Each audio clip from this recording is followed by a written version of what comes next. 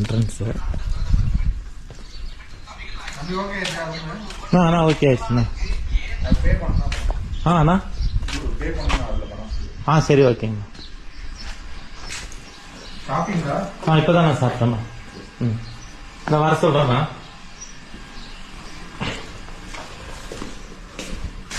First நான் வந்து பார்த்தீங்கன்னா கீழே இருந்தோம். கீழே சின்ன ரூமில் அது நான் வந்து ஆல்ரெடி இருந்தாங்க.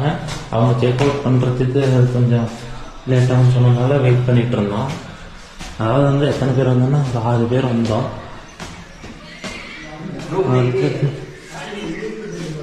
பாருங்க ஒரு ஆள் இருக்கு.